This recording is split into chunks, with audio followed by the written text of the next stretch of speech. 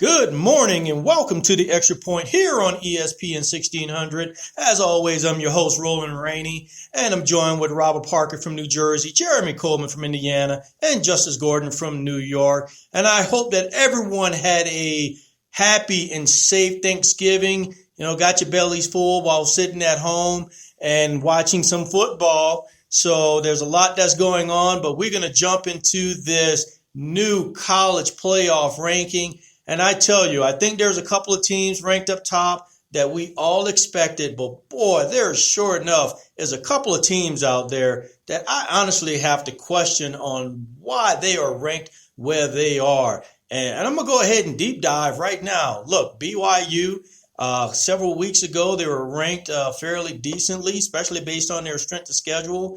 But now they just got tossed to 14. That's just, to me, is like a slap in the face. And you got Miami. Miami has a pretty good schedule. One loss several weeks ago. They were sitting at 4-1, 2-1 in conference. And all of a sudden now they're sitting behind a 5-2 Georgia Bulldogs. Help me understand this, guys. What in the world happened here on?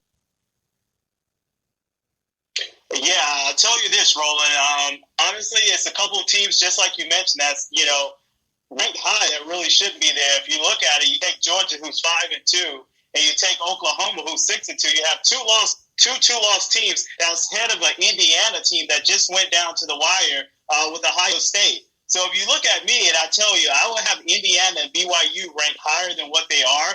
But ultimately, I think everything is going to kind of play out. You have Texas A&M and Florida right there at 5 and 6. I think if Florida loses in the SEC championship, Cincinnati or BYU or, another team might have the opportunity to jump them. So eventually I think everything worked out. But, I tell you this, Georgia and Oklahoma are definitely ranked too high in my book. Well, and I appreciate the Hoosier love there, Robert. I'm going to dive in and say I think it's clear with the initial rankings that the playoff committee strongly considers strength of schedule to be the primary indicator of where everyone ranks right now. Well, we all know the top four teams are going to be there: Alabama, Notre Dame, Clemson, Ohio State. They've played the best, but having Texas A&M up there, that's an SEC team that's played a lot more football than other conferences have. Florida being the same, Cincinnati being the same. These are teams that have all played more games than a lot of the other teams on this initial list. One thing that sticks out to me is, the Pac-12 has two teams in the teens. They've only played 2 games so far. So, it wouldn't be inconceivable to see those Pac-12 teams, Oregon, USC, if they continue going undefeated, to rise through the rankings and make their debut in the top 10. But I think strength of schedule is definitely what the playoff committee was initially looking at when they wanted to put out the first rankings of this year. But hey, Jeremy, let's look at Northwestern and Cincinnati.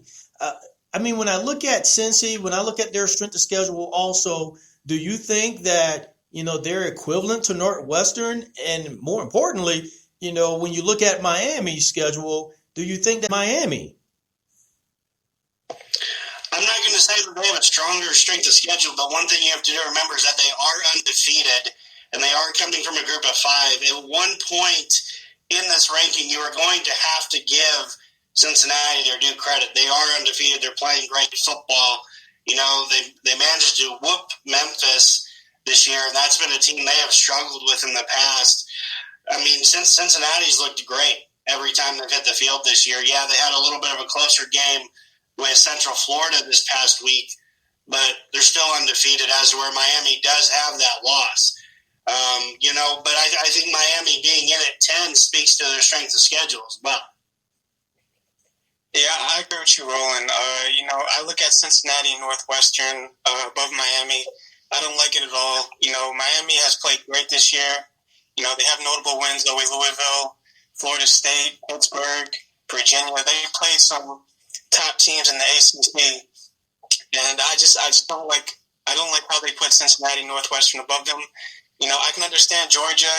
They do have 2 losses, but those 2 losses came against top 6 opponents in Florida and Alabama. Another team, Oregon, they're 3-0. The Pac-12 team, they started late. They're a team that could definitely, probably get in the hunt a little bit. Probably not a top 4 spot because of the number of games they're going to play. But I got to give them credit. With Sewell and Holland opting out, a lot of people wrote this team off. But they played great, and I would definitely like to see them, keep pushing and make a bid for that top 10 spot. Let's go back to BYU because I know a lot of teams out there or a lot of fans out there are looking at BYU being undefeated. Look, their quarterback is playing some of the best football that we've seen in quite some time. I get it. They don't have a strong schedule. They're part of the FBS. They're independent. But is it worth just catapulting them out of the top 10 to a number 14 spot when you have, in the past, any team that was ranked in the top 10, if they had two losses on their schedule, they eject them out of the top 10 immediately. But yet you're sitting there with a Georgia team with 2 losses, even though it's with top 2 teams in the top 6. Their losses leaves them at number 9 while a undefeated BYU is sitting at 14. Is there a way for BYU, Robert, to rectify this? How can they? I mean, do they go out and get another game, a really tough opponent, to really show that they belong in the top 10? I don't know how BYU can get back into the top 10. Yeah, you're right about that. I think they're gonna have to go out and find a game somewhere to play. I know they had an open week this week and an open week next week. They had a game kind of set up with Washington that kind of came through. It was an interview out there with Kalani Sitake, and he spoke about, he didn't get into the specifics of why, the game was pretty much canceled or didn't go to plan how they wanted to. But he pretty much said they're not dunking anyone. He had faith in his team that they can get a win against anyone in the country. They're going to respect their opponent, but at the end of the day, they're capable of getting a win. And let's just go back to BYU's original schedule that featured, Utah, Michigan State, Arizona State, Minnesota, Missouri. So a lot of those games, if they were played during a regular season, we wouldn't be having this conversation about BYU's strength of schedule. But unfortunately, due to a COVID pandemic here, that's what we're talking about right now. But I'm not going to take anything away from this BYU team and this BYU program. I think it's amazing. Just like you said, Zach Wilson is playing at a Heisman level caliber. And I think, they can compete with the Cincinnatis and Northwesterns of the world. So I would definitely have them in my top 10. Well, I tell you, when I look at this recent poll, this recent structure, I just can't fathom some of the logic used between number 7 and number 11.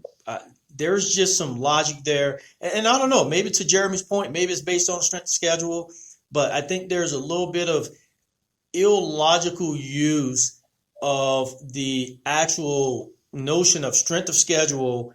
And on top of that, some of the COVID issues. And then, of course, some teams having to cancel a lot of games, rearrange schedules and so forth. So I'm quite sure this is not going to be the last end all be all with this particular layout.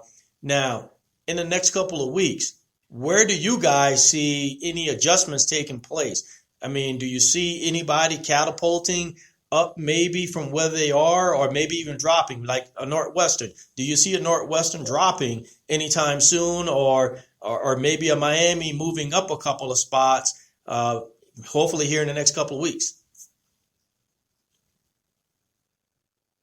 Well, one thing I expect to see happen is I expect to see the 3 Big 12 teams that are all ranked in the teens. I expect them to fall in the rankings. I think they got a little bit of benefit of the doubt because they are a Power 5 conference. But really, when you look at Iowa State, Texas, Oklahoma, they all have 2 losses on their schedule, and they're ahead of teams like Oregon, who's 3-0 right now. I would have definitely ranked Oregon ahead of those guys. I understand they've played less games, but we're talking about an overall quality of work here. Iowa State lost to Louisiana to begin the year. Texas has had two, close losses, but they weren't exactly against, these dominant teams. Oklahoma was not playing its best football when Texas lost that game.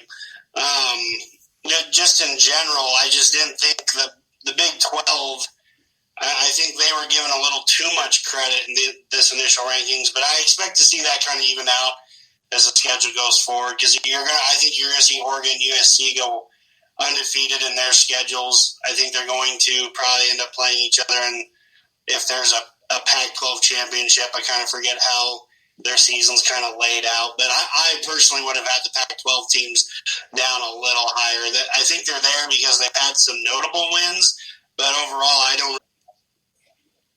Yeah, two teams I talked about, earlier, Miami and Oregon. Those two teams are playing very well right now. Oregon, hasn't had, a number of games most teams have had.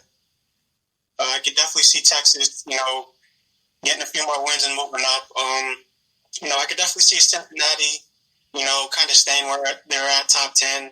I think Northwestern drops out eventually.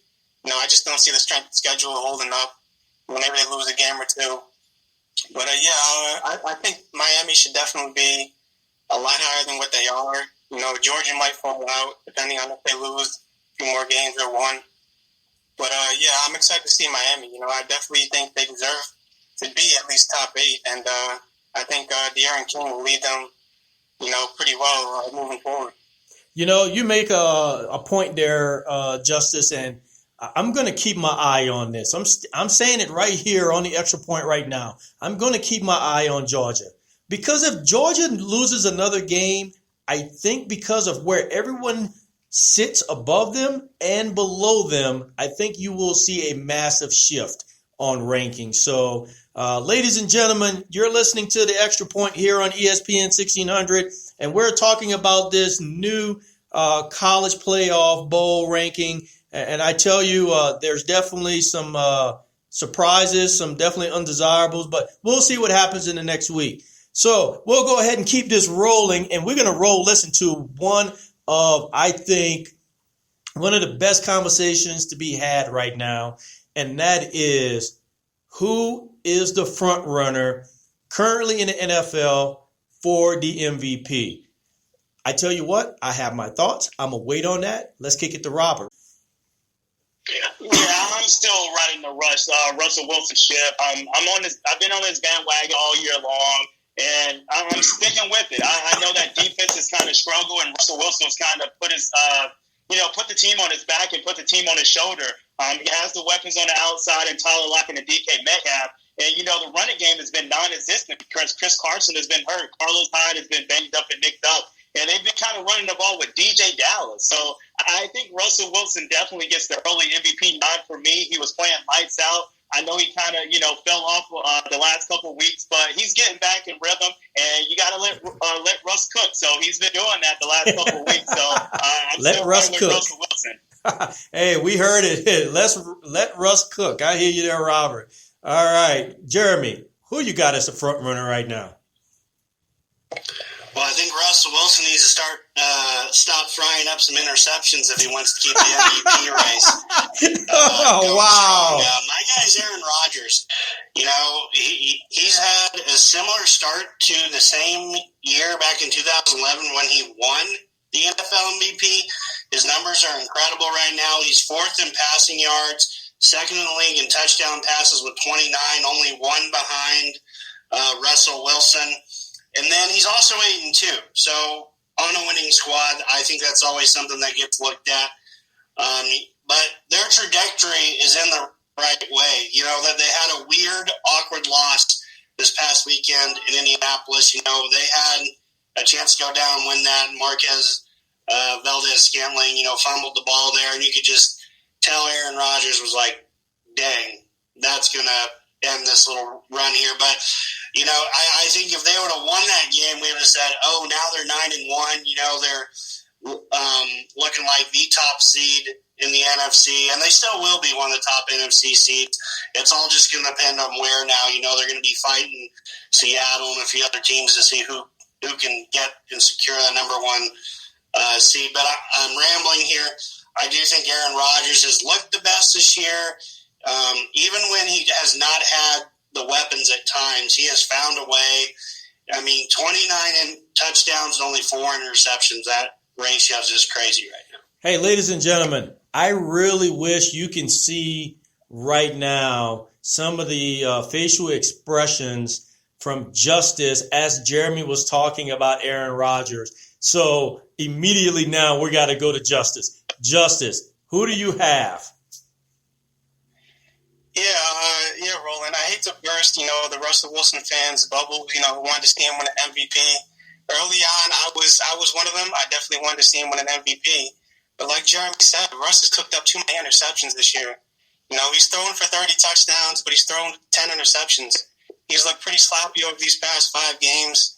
And my MVP is Patrick Mahomes. I mean, what this guy did this past week on the final drive of the game, he put that game on rookie mode on the final drive and drove down like the Raiders were nothing. What he does, it puts me in awe when he's on the field. He's having a great season, 27 touchdowns, 2 interceptions. He has a 67% completion percentage. He has the Chiefs at 9-1. He's thrown over 3,000 yards. This kid is the best quarterback in the game. He can do it all. And, I really wanted to see Russ win the MVP, but I think he definitely blew it over these past few games. Wow. Okay. Look, the rookie mode that Patrick Mahomes put together for that win, there's no doubt about it. I mean, the guy is about as legit as they come. I mean, it is like watching, someone playing Madden on rookie mode, running around on the field with him. Now, with everything that you guys have said, I'm almost afraid to say what I'm going to, but I'm sticking by my guns here. And I'm with Robert. I'm riding the Russell Wilson, let's cook him up bandwagon. I get it. He did go on a 2-game streak where he tossed up several interceptions, just trying to do too much. And I mentioned this several episodes ago.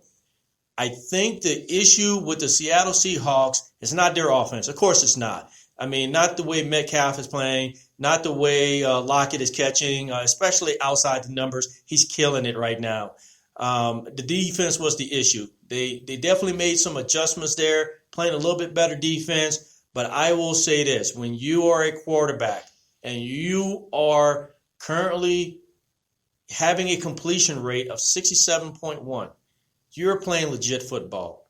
I mean, beyond legit football. And this is where I believe Russell has to walk away with it. Now, there's a lot of good football left to be played. And to your point, Patrick Mahomes continues to find ways to win, continue to find ways to throw the ball deep down the field. The guy is always going to be in the hunt. Same thing with, as you already mentioned, with Aaron Rodgers. Rodgers is always going to be in the hunt. But I think when you look at quality of play in the season right now and having to take an entire team, put it on his back, and will their way to win some pretty significant games, I think you have to look at Russell Wilson and say he is the guy. Now, I will agree with all of you. He has to stop throwing interceptions. If he can stop throwing interceptions, maybe get away with 1 or 2 more the rest of the season, I got a feeling that he could be our winner. But we will wait and see. I think this is going to be a good one. Who knows? There might be a dark horse out there. I know in some earlier episodes, and yes, I'm going to bring it up, Robert had this fascination believing that Kyler Murray potentially might be the MVP. And I tell you, his name has come up several times. I just don't think, looking at the rest of their schedule, that he will be able to pull it off. But hey, who knows, right? It's the NFL any given Sunday. Ladies and gentlemen, you're listening to The Extra Point here on ESPN 1600. I'm your host, Roland Rainey, joined with Robert Parker from New Jersey, Jeremy Coleman from Indiana, and Justice Gordon from New York. So I want to get into this 2-minute drill, gentlemen, because I think we saw something last week that I'm curious to get your take on, and that's the Miami Dolphins, and that's Tua being pulled out of the game, Magic Fitzpatrick gets into the game, but yet the coach comes out and states that Tua is still the starting quarterback. All right, help me put some logic to this, because a lot of times when you tell a young rookie quarterback that he's your franchise quarterback, you pull him out of a game and put the old vet in, there are some things that can happen there. They seem to have a good relationship, Tua and Fitzpatrick, but still in all, the rookie got pulled out, the vet got put in. I don't know. Talk to me here. What do you think is happening down in Miami? I really think this is nothing, if you ask me. Tua kind of been in this situation before. He's been in this situation in Alabama with the whole quarterback controversy thing. Luckily, he was on the other end of it where, he got the starting job and Jalen Hurts got benched. So I think he knows how to handle himself. He's a very mature, quarterback. I think this was a learning lesson, if anything. I think Brian Flores has showed us, he is warranted, the appreciation of the decision-making that he's displayed so far. So I'm not going to go against Brian Flores in this organization. I just think, Tua's kind of beat up. The offensive line wasn't playing fairly well. And the Dolphins could have used a spark, and they went with Fitzpatrick where, he normally gives a spark. His name is Fitzmagic for a reason. But with that being said, I don't see nothing coming out of this. I think this was just a learning lesson for Tua to kind of look for the game on the sideline and say, let's see how I can do a 2-minute drill when my time comes. Yeah, I don't really think anything has changed. I very much agree with Robert here. Tua initially left the game because, he might have gotten nicked up a little bit.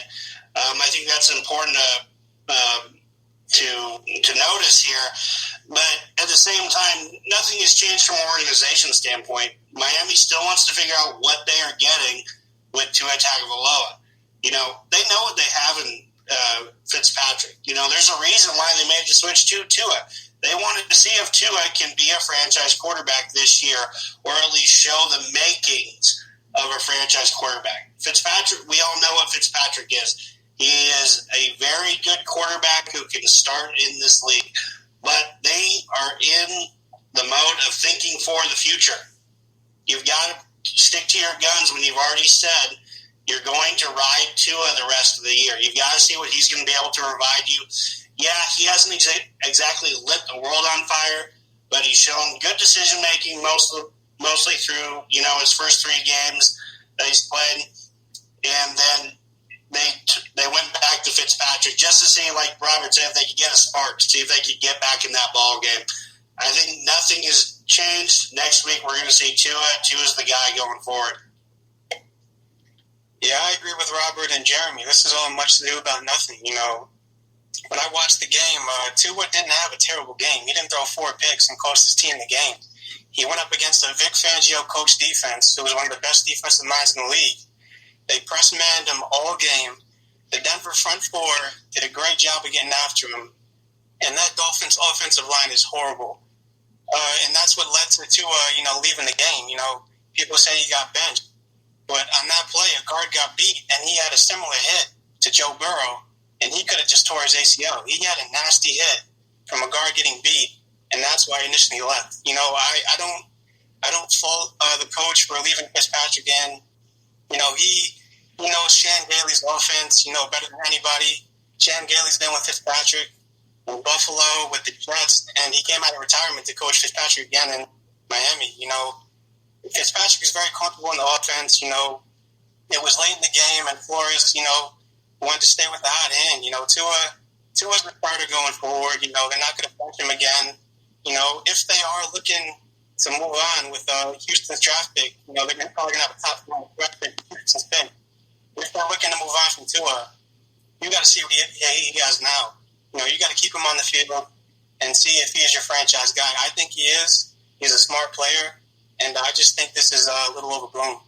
Well, I hear you guys, and I'm hoping the same here. Hopefully it's a whole lot of nothing. But I definitely would say there's a sense of caution to be utilized by Flores, just making sure that there's not this, 1 week we go to next week we go Fitzpatrick, or, hey, I'll throw Fitz in when I think Tua is not really doing well. I think that doesn't bode well. It doesn't help with chemistry. Even though this might not be a whole lot of nothing, but I do believe that there needs to be a sense of caution moving forward on how he manages that, because you can really indirectly infuse some issues into the locker room. Let's say you pull out Tua, Fitz go in there, throws a couple of touchdowns. You start you start Fitzpatrick the next game. Now you have an issue here. If the guy's going to be your franchise quarterback, then he's your franchise quarterback, and you ride him for good or bad. You have to take it that way. So just something to keep an eye on as we continue to move forward. Ladies and gentlemen, you have been listening into The Extra Point here on ESPN 1600. Once again, what a great episode, talking the ins and outs of the newest college football playoff ranking. A whole lot to see there. We'll see how it pans out. And then, of course, our MVP polling that we have here. We'll see what happens. Aaron Rodgers is always going to play great football. And, of course, what Russell Wilson is continue to do is definitely been impressive. We'll see what happens here. And maybe the Miami thing is nothing, but let's keep an eye on it. Ladies and gentlemen, thanks for listening in. Have a great week.